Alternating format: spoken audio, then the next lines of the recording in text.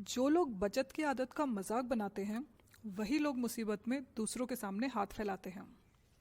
Happy finances में आप सभी का स्वागत है। पिछले वीडियो में बजट बनाने और बचत करने की टिप्स के बाद आज के वीडियो में हम बात करेंगे कि अब आप अपनी सेविंग्स को कैसे मैनेज करें कि वह आपकी हर ज़रूरत के समय में काम आ सके। इस वीडियो में हम दो मेन पॉइंट्स पर फोकस करेंगे। पॉइंट 1 रहेगा सेविंग्स के टाइप्स, यानी आपको कितनी तरह की सेविंग करनी चाहिए, और पॉइंट 2 यानी कि प्रायोरिटी, कि कौन सी सेविंग किस प्रायोरिटी से आपको करनी है। तो आइए शुरू करते हैं आज का वीडियो। सबसे पहले देखते हैं कि सेविंग के कितने टाइप्स हैं और उनका मतलब और ज़रूरत क्या है। सेविंग को आप मोटा मोटा 4 टाइप्स में बांट सकते हैं, जो कि है emergency fund, loan prepayment, short term saving और long term saving. Short term और लॉन्ग टर्म सेविंग को आप लो रिस्क और हाई रिस्क दो तरीके से बांट सकते हैं। अब पहले इनको विस्तार से समझते हैं। सबसे पहले इमरजेंसी फंड। तो दोस्तों, जैसा कि इसके नाम से ही जाहिर हो रहा है, यह फंड रहेगा आपकी इमरजेंसी में सहायता करने के लिए, यानी कि ऐसे खर्चे जो बताकर या वार्निंग देकर नहीं आते, पर जब आते हैं तो अपने साथ ऐसी सिचुएशन लेकर आते हैं कि आपको आनन फानन में रुपयों की तुरंत ज़रूरत पड़ जाती है और अक्सर हमें दूसरों से रुपए मांगने पर मजबूर होना पड़ता है।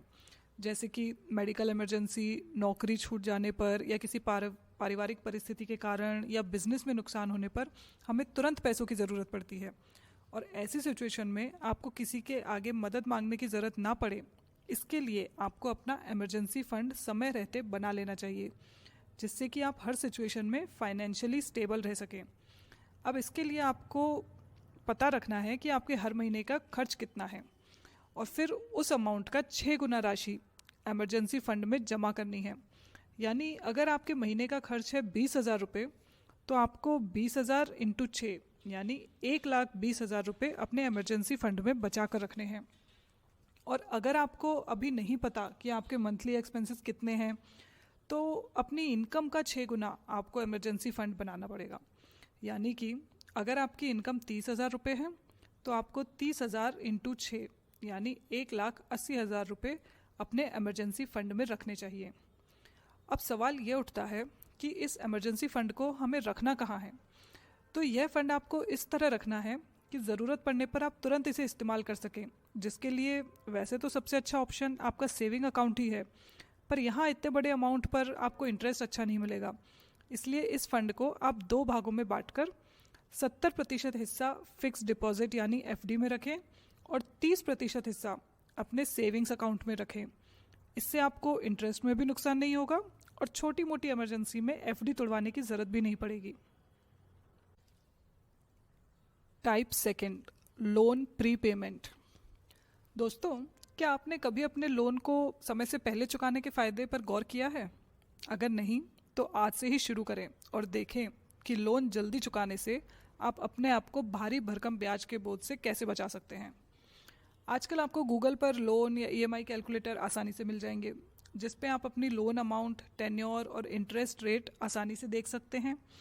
इनमें आप चेक कर सकते हैं कि अपनी ईएमआई को थोड़ा सा बढ़ाने पर इंटरेस्ट अमाउंट में कितना फ़र्क आ जाता है, और प्री पेमेंट करने से प्रिंसिपल अमाउंट कम होते ही आपका इंटरेस्ट पेड भी कितना कम हो जाता है। आइए एक एग्जांपल से समझते हैं। मान लीजिए कि आपने 40 लाख रुपए का लोन लिया है 8% इंटरेस्ट रेट पर 25 सालों के लिए। तो आपकी ईएमआई रहेगी करीब 30,800 रुपये। प्रिंसिपल अमाउंट आपका 40 लाख, और इस पर आप टोटल इंटरेस्ट देंगे 52 लाख रुपए, यानी कि आपके लोन से भी ज़्यादा। यह ईएमआई भरते समय आपको ऐसा लगेगा कि आप लोन को हर महीने कम करते जा रहे हैं, पर असल में गौर करने पर आप देखेंगे कि यह ईएमआई पहले पूरे ब्याज चुकाने की तरफ ज़्यादा जा रही है और लोन चुकाने की तरफ कम। यानी कि इस लगभग 31,000 की ईएमआई में से लोन को चुकाने में सिर्फ करीब 4,000 रुपये ही जा रहे हैं, बाकी के 28,000 रुपये ब्याज में जा रहे हैं। यानी कि एक साल में आप 3,70,000 रुपये की ईएमआई देने के बाद भी अपने लोन के प्रिंसिपल अमाउंट को सिर्फ 52,000 रुपये ही कम कर पाएंगे। और इसी लोन का टेन्योर आप 25 की जगह 15 साल कर दें, तो आप देखेंगे कि ईएमआई में सिर्फ 8,000 रुपये बढ़ने पर इंटरेस्ट अमाउंट लगभग 14 लाख रुपए कम हो जाता है। यानी कि अब इसी लोन में आपको 52 लाख की जगह सिर्फ 28 लाख का इंटरेस्ट देना होगा।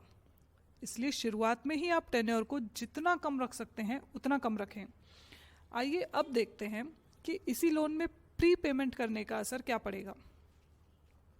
अगर आप इस लोन में हर साल सिर्फ एक एक्स्ट्रा ईएमआई और बढ़ा दें तो आपका प्रिंसिपल अमाउंट हर साल कम होता जाएगा और ऐसे में आपका इंटरेस्ट घटकर सिर्फ 40 लाख रुपए रह जाएगा, यानी करीब 12 लाख रुपए कम, और आपका यही लोन 20 साल में पूरा हो जाएगा सिर्फ एक ईएमआई हर साल एक्स्ट्रा पे करने से। और 2 ईएमआई अगर आप हर साल एक्स्ट्रा पे कर देंगे तो आपका यही लोन मात्र 16 साल में पूरा हो जाएगा और आपको इंटरेस्ट चुकाना होगा सिर्फ 32 लाख, यानी 20 लाख रुपए कम साल में सिर्फ 2 एक्स्ट्रा ईएमआई पे करने से। और अगर आप एक्स्ट्रा ईएमआई नहीं भर सकते तो कोई बात नहीं, हर साल सैलरी तो बढ़ती ही है। अगर आप उसके साथ अपनी ईएमआई भी बढ़ा दें तो देखते हैं कि इस लोन पर क्या असर पड़ता है। अगर आप अपनी ईएमआई हर साल में सिर्फ 5% का इजाफा कर दें तो आपकी ईएमआई पहले साल तो वही 30,800 रुपये रहेगी, दूसरे साल ये 32,400 हो जाएगी, यानी करीब 1,500 रुपये मात्र का भार आप पर बढ़ेगा हर महीने। और इस तरह अगले साल 34,000, फिर 35,700, यानी आप पर कोई बहुत ज़्यादा भार नहीं बढ़ेगा। लेकिन अब आपको इंटरेस्ट दिखाते हैं कि कितना चुकाना होगा। अगर आप हर साल अपनी ईएमआई सिर्फ 5% बढ़ा दें तो आपको इंटरेस्ट चुकाना होगा मात्र 30 लाख, यानी कि ओरिजिनल 52 लाख के इंटरेस्ट से करीब 22 लाख रुपए कम, और आपका लोन सिर्फ 14 सालों में ख़त्म हो जाएगा, सिर्फ 1,500 रुपये हर साल ईएमआई में बढ़ाने से। और यही बढ़ोतरी अगर आप 5% की जगह 10% की कर दें तो आपकी ईएमआई हर साल सिर्फ 3,000 रुपये बढ़ेगी, पर आपको इंटरेस्ट देना होगा मात्र 23 लाख, यानी 28 लाख रुपए कम हो जाएंगे आपके ब्याज में से, और आपका लोन ख़त्म हो जाएगा मात्र 10.5 सालों में। है ना चौंका देने वाला गणित। आइए अब इसका एक आखिरी एग्जाम्पल भी देख लेते हैं कि अगर हम अपने इस ओरिजिनल लोन में हर साल अपनी ईएमआई में 5% बढ़ा दें और हर साल सिर्फ एक ईएमआई एक्स्ट्रा पे करें, तब देखते हैं क्या होता है। आपका इंटरेस्ट अमाउंट घटकर सिर्फ 26 लाख रुपए रह जाता है और आप यह लोन पूरा कर लेंगे सिर्फ 12.5 सालों में। तो दोस्तों, देखा आपने कि हर साल सिर्फ एक ईएमआई एक्स्ट्रा देने और 5% ईएमआई में इजाफा करने मात्र से आपको उसी लोन पर अब आपका इंटरेस्ट रेट लगभग आधा रह जाएगा। आप कितनी जल्दी उस लोन से फ्री हो सकते हैं। इसलिए अपना लोन हमेशा समय से पहले पूरा करने की कोशिश करें। आप अपना पैसा और समय दोनों बचा पाएंगे। आपका लोन अमाउंट चाहे कितना ही बड़ा या छोटा क्यों ना हो, इंटरेस्ट के बोझ से बचने के लिए अपने सब लोन्स की लिस्ट बनाएं और उसमें सबसे ज़्यादा इंटरेस्ट रेट वाले लोन को ख़त्म करना पहली प्रायोरिटी पर रखें और उसके बाद सेकंड हाईएस्ट इंटरेस्ट रेट वाले लोन पर फोकस करें। लॉन्ग टर्म सेविंग, लंबी अवधि के लिए सेविंग आपके भविष्य में होने वाले बड़े खर्चों के लिए आपको करनी है, जैसे बच्चों की हायर एजुकेशन, शादी, रिटायरमेंट प्लानिंग इत्यादि। इसमें आपके पास 2 तरह के ऑप्शन हैं, लो रिस्क और हाई रिस्क ऑप्शन।